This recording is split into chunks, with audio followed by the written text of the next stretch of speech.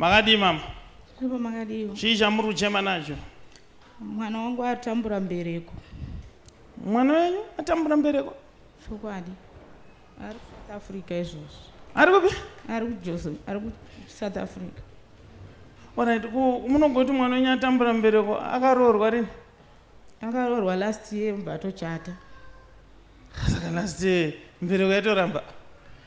Nai gore chete zvatoramba.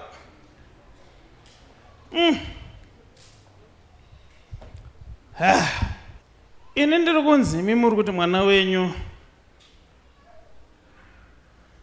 anetseka mbereko sei iye atone nhumbu yapadhuze nekuzvarwa. Vasina kundiudza. Aiwa kamama, handini mafambira kuti mbereko. Saka pandakuudzaika kuti ane mwana dai mafara ka. Handigone kufara profeti nokuti havana kuzvitaura vaindivanzira.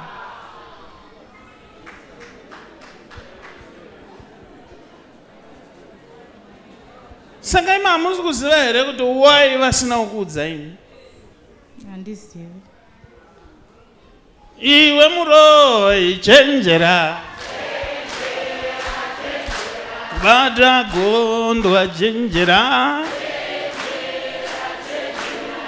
Chenjera, chenjera. Chenjera, chenjera. Chenjera, chenjera.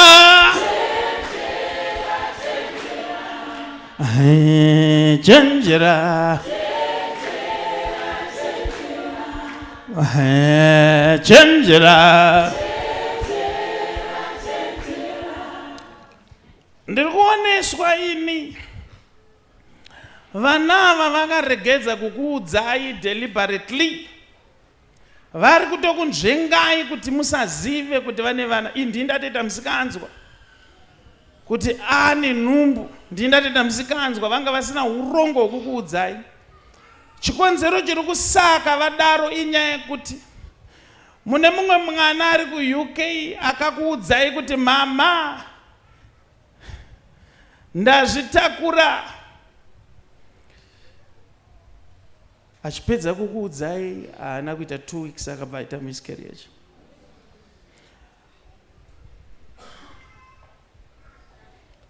Pane mumwe mwana zvakare wandiri kuona akakuudzai kuti ndadai tokubva atadza kuita mwana zvakare. Saka vari right pakusakuudzai kuti mimi tane vana vari kutya kuti vakakuudzai pamwe anofa futi. Chokwadi pana akatadza kusununguka mwana wacho ndobva afira mudumu. Saka ndiri kunzi naJehovha chitendai Mwari nokuti ane mwana akazvitakura. Zvokuti havana kukuudzai chizviignowai. Ndizvo muchembere.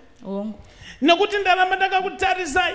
Handisi kuda kuti nditi munoroya. Handina kuona izvozvo, but I looked in the realm of the spirit. Ndokubva ndaona sekunge, but handakuona sekudaro.